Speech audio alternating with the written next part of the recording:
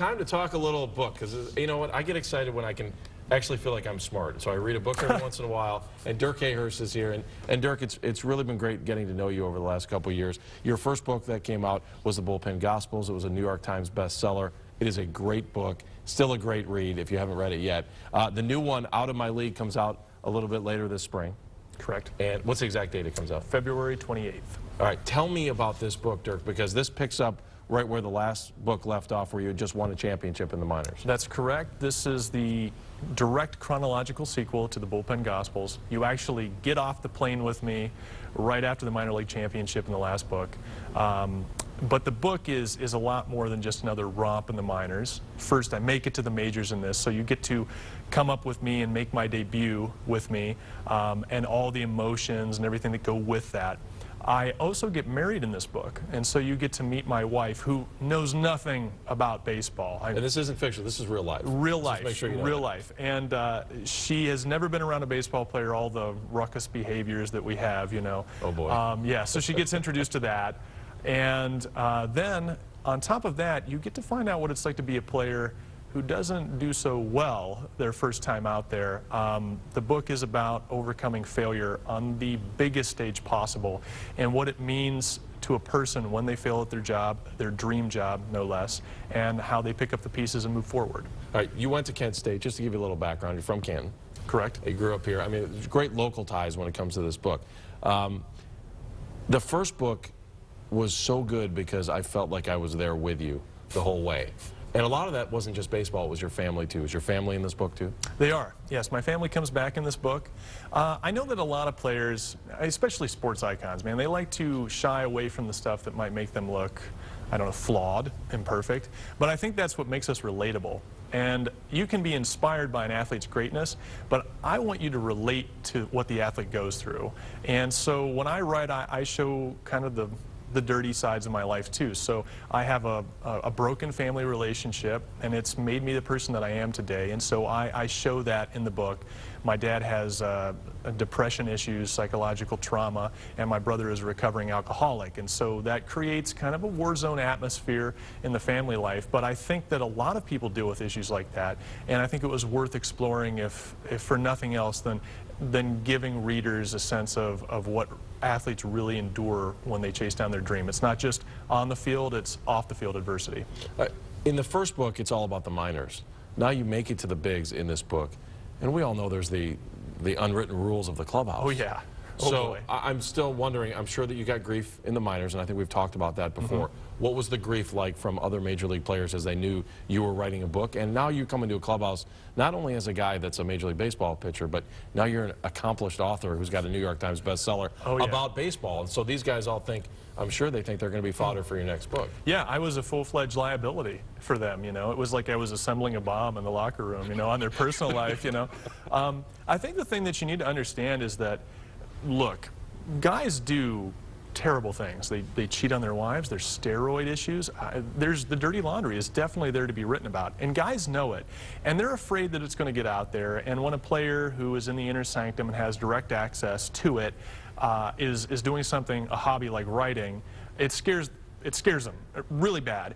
But what scares them isn't so much that these dirty things will get broke. It's that their elite persona will get tarnished, because you want to be the best in the big leagues, and you are when you get there. People revere you. You are an icon, a title, a name to them. And when someone comes along and has the potential to make you less than a god to your stadium full of loving, adoring fans, that's scary. So look, guys do bad things, but there's reporters around that know it. I mean, I'm sure when you were in locker rooms, you knew stuff. I didn't know anything. But, you know, you keep quiet about it. So there is the potential for that to kind of get out. But a player has more than just the potential to break bad news. He has the potential to confirm it and to tarnish that godhood. And we all want to remain being gods to the people that watch us, being elite and special. So I was, yeah, I was definitely a pariah to a lot of people. Some people respected what I was doing, but more often than not, yeah, I was met with a lot of adversity, which is funny because I've never damaged anybody in any things that I've written. No, and the first book is so funny. There are times that I was crying because I was laughing so hard. I mean, I just think just because I've been blessed and lucky enough to spend a little time traveling on the road with the Indians, that there are just stories here that folks go like, I wonder what it's like to do that. And you really give an account from a player's perspective that I don't think I've ever read from anybody else.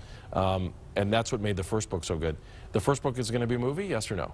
Well, we have a script. Whether that becomes a film or not is yet to be seen, but I'm hopeful. I'll get you a role. You'd be great. You'd be great as a. I could see you. I could as play an announcer if you need me to. Yeah, no, you'd be. I'd see you as a clubhouse guy. I could be a that clubhouse wit guy. for a clubhouse guy to handle all those personalities. I would enjoy that. All right, tell me something else about this book that's going to make me want to run out and get it. I mean, first of all, the fact if you read the first book, you're going to run out and get this anyways. But for somebody that maybe didn't read the first book and wants to just pick up your life after the first book. Sure, sure. Well, you know, there's something that I've always felt was missing in a lot of player memoirs, and that was what it's like the night before all the way up to the minute that you take the mound. What's going on? Because afterwards, everybody asks you, the reporters always ask you, what was it like out there? What was your first time? The camera comes in there, and you can't tell them, I thought I was going to wet my pants, I thought I was going to vomit, you know. That doesn't make for a good soundbite. So you say, it was the realization of a dream. I loved it. You know, you always say stuff like that. But I will take you through the night in the hotel room when I'm up at 4 a.m. in the morning, and I'm like praying to God that He'll give me the strength not to tear out of my covers and run into the bathroom and vomit because I'm so terrified of what is coming. It's the inevitability of what comes next. Because when you're a kid, you dream of that moment so much. You think about being a champion. It's going to be great. And then it hits you right before it's about to happen. You could screw up in front of millions upon millions of people all over the world, and it's going to be captured on camera, and you're going to relive it until the end of time. That is what you're up against. Not just the Giants. It's your reputation being destroyed that you're up against. Were you surprised that you were able to make it all the way? Because when you start in the first book, I mean, you're a guy that pitched at Kent State that was pretty good. Oh, thank you. But you're sleeping on the floor in a batting cage, essentially, trying to, and I'm like just envisioning that it's freezing cold inside the batting cage, and that's where that book starts, and I'm like, there's no way this guy's ever going to make it to the bigs. I knew it in the back of my head because I knew you were, but... Yeah, it wouldn't be much of a book if something positive didn't happen. It'd be like, yeah, baseball player sleeps on floor, and that's the end of the story. The end, yeah. But to go from that to the bigs, I mean, to make it there is something special that people dream of. Well, I hate to say this, but that story is not my own purely. I mean, that's every minor league player. We start out in essentially destitution, especially us that aren't big money signs.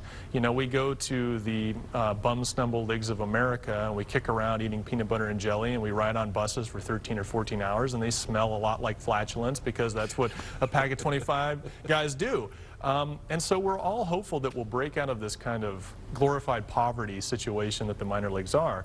So there have been many guys before me that make it there, and there's guys with bigger issues that they face off the field. You know, I've had a family with psychological issues and addiction issues, but all of us are facing something. It's a sacrifice to be in the minors, to chase the dream of professional sports, especially at the lower levels.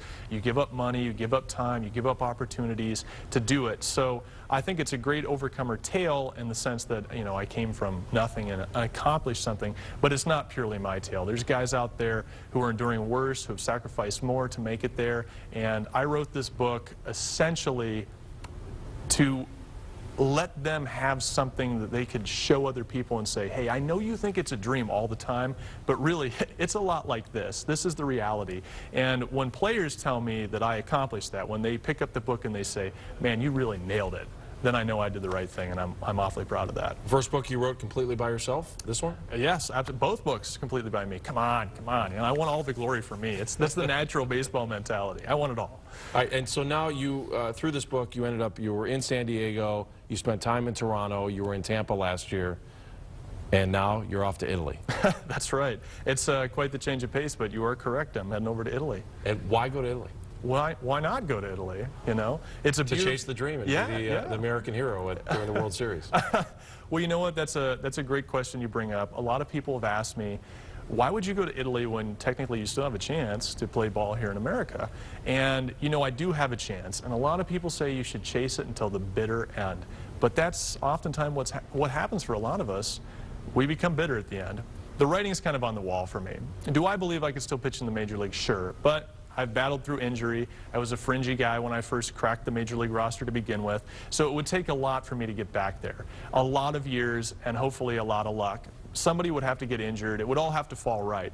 So, you know, that's a two-bird in the bush scenario. But right now, what I have right now in Italy is a bird in the hand for sure. It's a great place to be. It's a beautiful country. It's full of history, great food, and I'm going to be a star over there. I'm a big name player to them, which is something you could never say about me over here. So it's like I'm Derek Jeter and Stephen King all in one over in Italy, and they love that about me. And so, you know, why try and be a forgettable name at the tail end of a roster in the big leagues if I've already been there and done it?